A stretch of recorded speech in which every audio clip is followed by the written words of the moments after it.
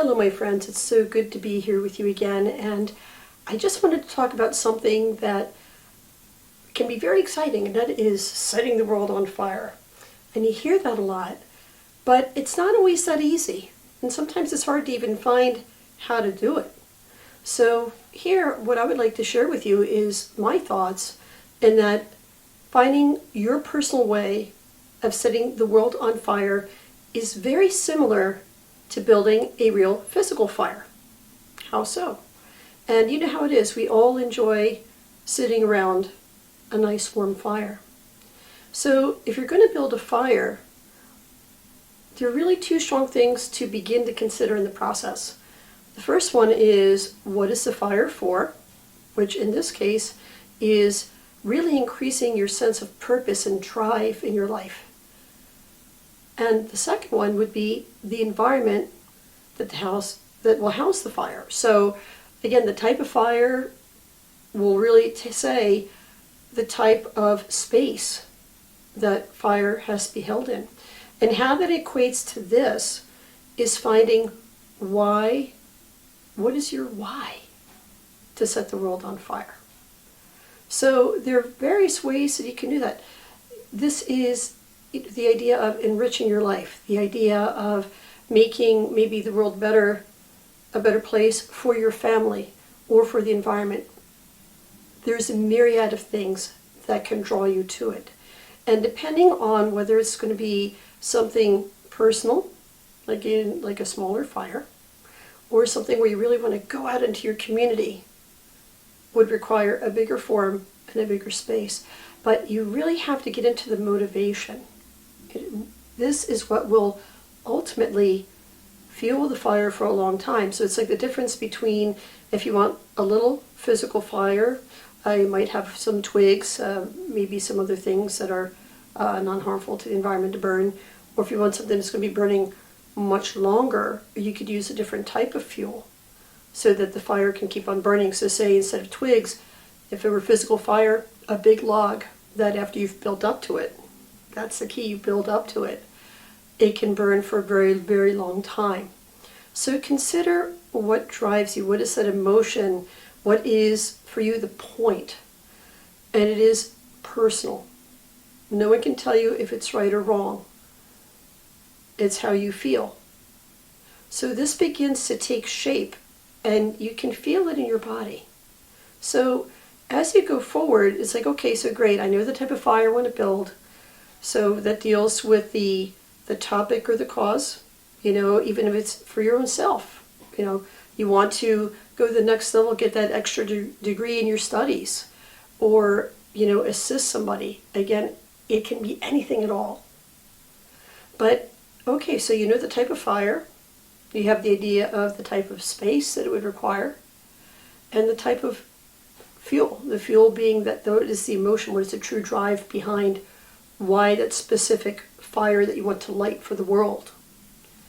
So once you know this, then comes maybe for me, I consider it to be fun or sometimes not so fun when I'm going out there with camping or whatever, or building a bonfire, is grabbing the materials that you need.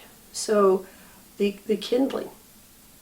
And in turn, it could be the bigger sticks, loglets, logs, again, depending on the strength and the length of the physical fire. And of course, I myself have not mastered it, practiced, haven't got it yet, to just snap my fingers and zap, and there the fire is. So of course, the way that you're going to light the fire to begin with, which we'll get into. So the gathering of the kindling, the gathering of the fuel, is how you intend to set the world on fire. And that's why I start with the idea that you build up to it. Anyone who has built a fire from scratch, I don't care for what it is, if you want it to be a healthy fire and not explosive, you gently build it up. You can't give it the big stuff because you'll choke it. So the idea of how you're going to do this, build it in baby steps. You might have a fear of moving forward. Then ask yourself, what are you afraid of? And confront those fears. It could be a matter of you don't even know how you're going to get there. Or you have all these ideas, you don't know how to connect the dots. Sometimes all it takes is to sit down and to think about it. But even then, if you're not sure, then find a sounding board. And a whole other thing that I would tell you in regards to this is with the how, is just finding information and getting started. So it's all about developing a plan. It really is. And take it in small steps, gathering information, being in contact with people if that's what's required, getting feedback. So again, that's like gathering all the fuel. We haven't talked about lighting the fire yet. We're going to get there.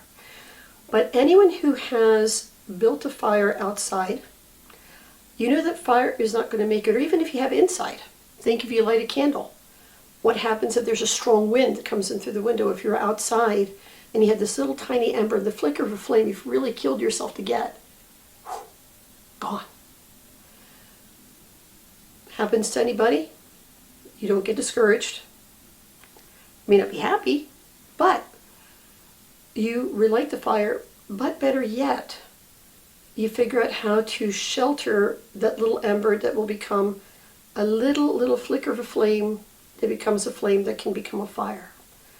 If you're inside, the equivalent would be, if it's a windy day, putting the candle within glass so that it's protected from the wind. If you're outside, one of my favorite techniques would be tenting the little ember on the inside, so protecting it so it has enough air to breathe, but not so much to let enough air in to choke it out. So the reason why I mention this to you is that whenever you're going to be setting the world on fire, it takes work. And sometimes that fire will go out for whatever reason. You have a naysayer, you become discouraged, whatever. Human, normal. Breathe. But don't give up. And then when next time you come and say that one who blew your flame out was a naysayer, then don't shut them out. Listen to what that naysayer was trying to say, or perhaps they were trying to protect you. You know, maybe they got hurt and they don't want you to get hurt. You don't know. Say if it was a case where, again, just feeling that sense of lack of confidence and fear, or just feeling lost the first time didn't work the way that you wanted it to. And I'll share with you a secret. I know nothing about photography and videography, and if I had followed that, I wouldn't have the pleasure of being with you here tonight. Do I have a lot to learn? Yes. Learning how to build fires and keep them going, just like setting the world on fire, takes practice. So don't get discouraged. And for any of you who have your own businesses, you're trying to build communities, or even just getting, again, your own enrichment, doesn't matter, just for yourself to enrich your life, and in turn, by following your bliss, you help others. Remember that overnight success takes about 5 years. I know. But remember, this is not like a Hallmark movie where change scene and instant success. You're growing. You're learning. And with it, you spread, very much like when you gently feed that fire and gently fan it so it begins to grow and get stronger and be able to spread. So it is with you.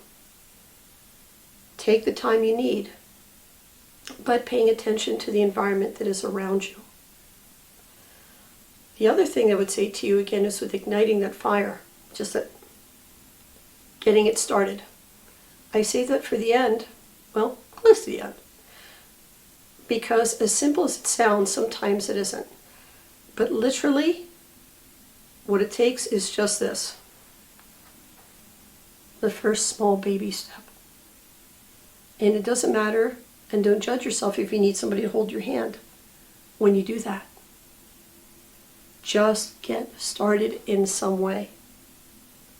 And even if you have to look around for those who inspire you, they say, you know, I would aspire to be like that. Fantastic. Even if you don't have a physical person to support you, you have that internal drive. And do you. Just do you. The final thing that I would say to you in regards to this is, decide how you want your fire to grow. Think about it. How many times, and this could be inside or outside, you have a candle, or it could be a nice, comfortable, cozy fire outside, and you can't help it, especially if it's a dark night or a cozy place inside. It entices others to come. Not a bad thing. If they come, then for you to decide, do you want for them just to enjoy sharing the light that you've created, which is, again, very personal, very private, but you're the one who is feeding that fire. You started it, after all. It is your life. Or do you want to let the others that sit around your fire participate in maintaining that fire, throwing their kindling? Now, word of advice, and anyone who's ever kept a fire knows exactly what I'm going to say.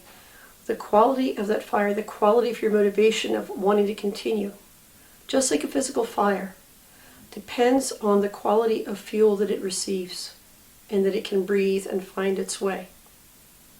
So if you're going to have others sit around your fire and you're going to invite them to to participate in the cause that you are striving for, whether it be to cheer you on, to complete a goal and start your life over, or to come together for a charitable cause, whatever it is of equal value. It makes the world a better place. It is critical to share with them how it is they can help to maintain the fire that you've created. What is it that you need to be supported? And the pacing of it. So just like I mentioned earlier, if you have a smaller fire, and even though you want it to be bigger, so many people can sit around it, the last thing you need is somebody who goes, oh, I know what you want to do. The fire goes bye-bye because it just got smothered. And it can be from people who really mean well, they're very enthusiastic. So telling people and asking them how to support you in the way that you need to be supported. What can they fuel this fire with? And to check with you, because you are the ultimate fire keeper of your life's fire. And it becomes a very beautiful thing. Sometimes, in one way of setting the world on fire has played itself out. Just like when you have a candle, or if you've been enjoying sitting outside, it's not the eternal flame. There's a couple places that have the eternal flame, but for the most of us, no, right? So it's okay if a fire dies and goes. It has served its purpose. It has illuminated that part of you and of your life. And then you sweep away clean all the wisdom. You take the wisdom and once again start the process over again. Thinking about the new types of fires that you want to create. And I want to share this final thought with you. And especially now where there is so much chaos and, the media loves, and I'm going to say typically the news is really what I'm targeting, loves to create fear and darkness and all of this. So it creates a very skewed view of the world that we should be afraid of each other.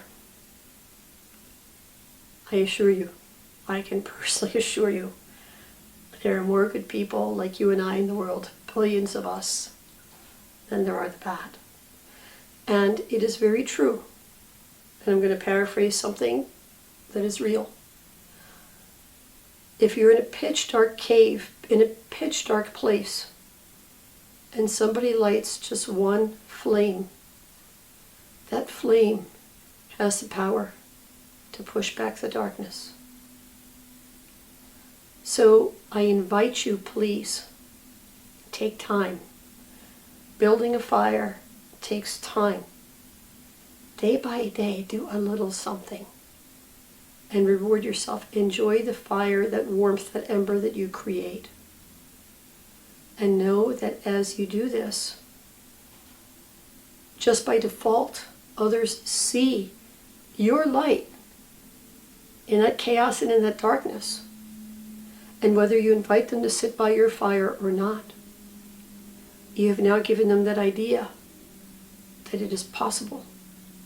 And if you do invite them over to participate in some way, they can feel the warmth of heart and connection.